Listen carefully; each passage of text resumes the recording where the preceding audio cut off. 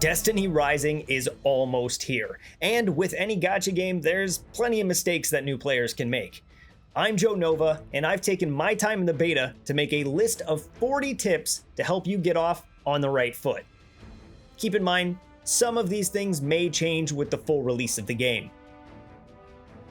1. It's important to note that Destiny Rising has many options for you as a player. When it comes to control, you don't have to play with touch controls. You can use a controller or even mouse and keyboard. 2. If you want to use mouse and keyboard, the easiest way to go about this is using an Android emulator like BlueStacks or Mumu.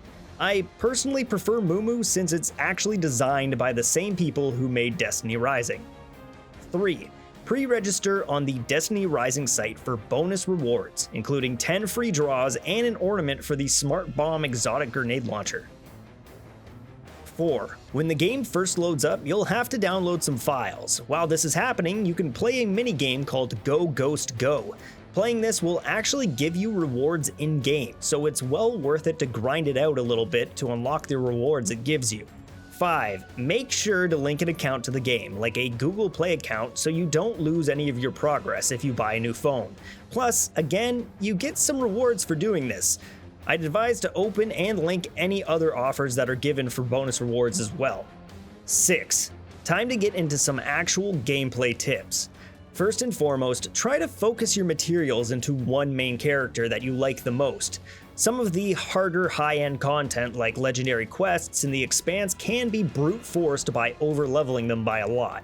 This also means picking one exotic that you want to main on that character and focusing all of your materials into that singular exotic. 7. When you're picking your main, keep in mind that the higher rarity characters will have a higher power ceiling, making them overall stronger, but that doesn't mean that the lower rated characters can't be just as good or strong, so don't let it sway your main choice too much. 8. The best way to find out what characters you want to main is using the training grounds. These short missions will allow you to test out each character's abilities and also some of their best weapons to match their playstyle. Finishing these will also net you some rewards to help you get more character draws. 9. Each character is locked to what weapons they can use. As an example, my main, Tan2, can only use a scout rifle and a sniper rifle as his weapons. So make sure you're also checking what weapons a character can use and if you like using those weapons before dedicating yourself to a main character. 10. It's important to know that your starting character Wolf is integral to the main story of the game, and you will need to use him for many main story missions, so you'll have to level him up, but if you don't enjoy playing him outside of the story, only level him up enough to beat the story missions you need to. Number 11. After you've leveled your main a decent amount and find you have some spare materials, go ahead and use those to level 1 or 2 more characters as your extra mains. It's important to note that each character is designed around certain elements and can only use certain types of guns. So have a variation of elements and guns so you can break shields and stun Shikas, which are this game's version of champions. Number 12. Daily and weekly missions are very important to keep up on your resources, especially as a free-to-play player. Some of the most important to prioritize are the weekly legendary missions, since the drops from those are used at the higher levels of character upgrades, and it's one of the only sources to receive them. The planetary missions are also important because they give a huge boost to your planetary rep, and if you're a fan of the card game, you might want to do your 10 daily card battles as well. 13.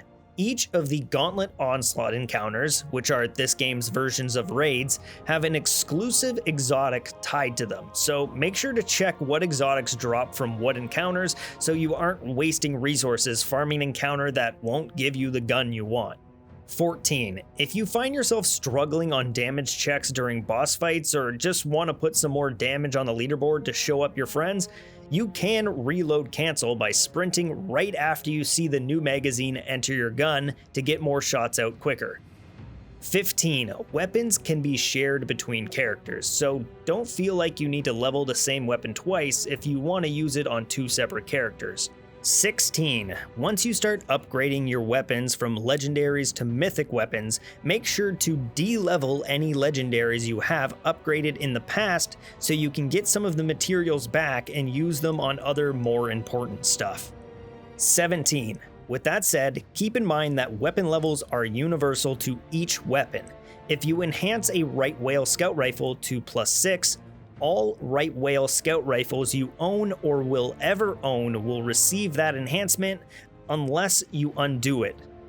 18. Due to the fact that weapons keep their enhancements, there is no worry in dismantling a weapon to make room for more or to just get some resources to use for other purposes, since you can always go out and find another version of the gun you dismantled. 19. Planetary resources are very useful later into the game for making purchases from vendors and also help level your location rep, so make sure to collect them by shooting them whenever you see one. 20. If you're on the hunt for the hidden collectibles around each patrol area, then keep a close eye on your radar. Hidden items will appear on your radar as an icon that will help you find what you're looking for. Hidden chests also give off a beeping sound to help you locate where they are. 21. If you're still having trouble, you can zoom in on the map to see where exactly the collectibles are located. Before we continue, just a quick thank you and reminder to drop a sub and like below if you're enjoying the video. It really helps a lot. 22. Don't forget to pet the cat. Every day you can find a cat in the social area, and when you pet it, you'll get a free gift once per day. 23. Alongside everything else you can do in the game, fishing is also an enjoyable minigame, and I would advise doing it a little bit because as you level up your fishing skill, you can purchase meals that will boost your damage in certain activities. 24. Save your pinnacle energy for important content like raids, legendary missions, Singularity Chaos, or the Expanse, but don't hoard it for too long because you can only store so much. 25. Pinnacle coins are even rarer. They're often tied to just real money purchases, so use those very sparingly. 26.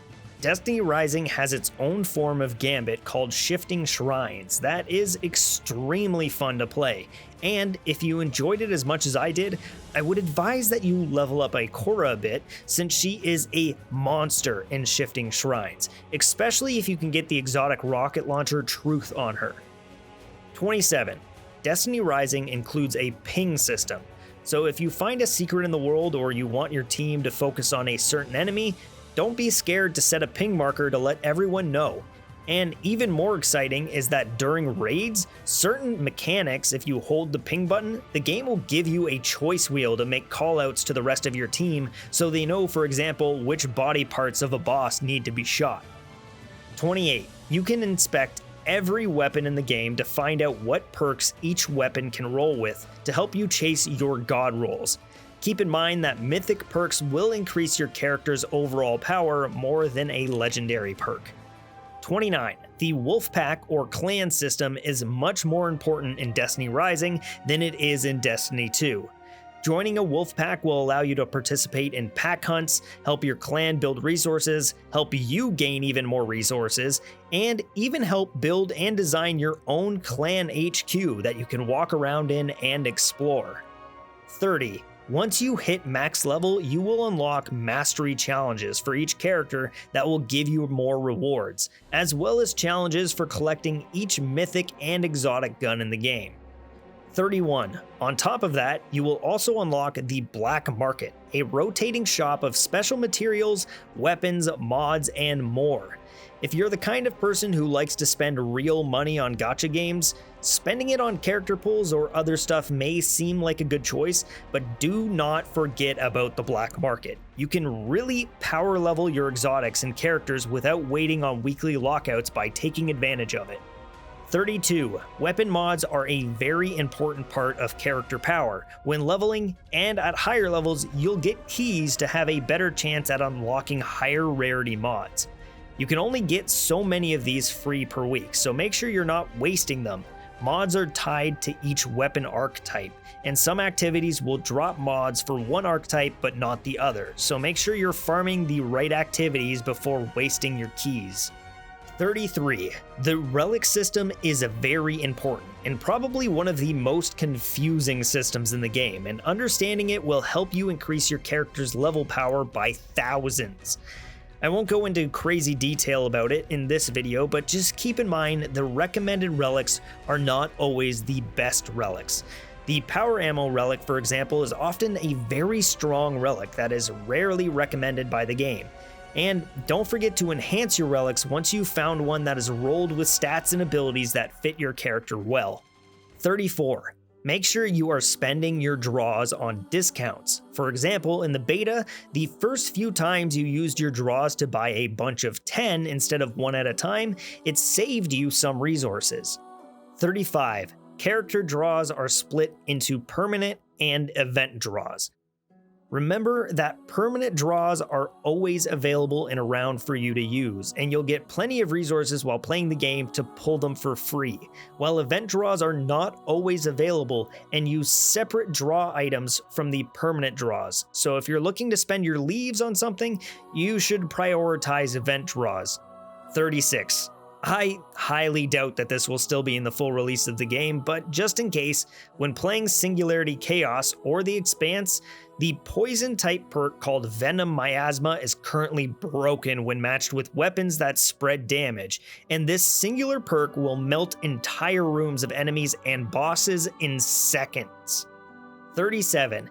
Each character has a lore tab tied to them. Make sure you're looking through this because they'll have quests that unlock lore about the character and give out free loot as well.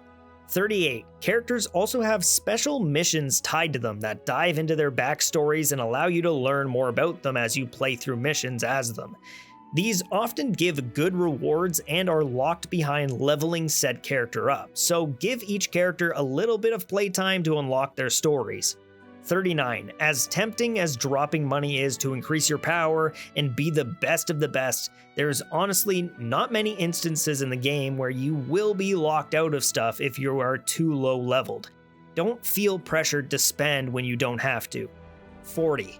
Just take your time. Don't rush things. Make some memories.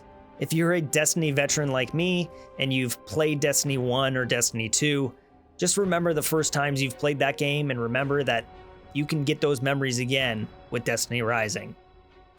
That's 40 tips to start you off strong in your Destiny Rising adventure. If any of these tips helped you, feel free to like the video and subscribe if you want some more because I got plenty more content on the way. And post some comments below with your own tips to help out some other people. Thanks again and have yourself a supernova day.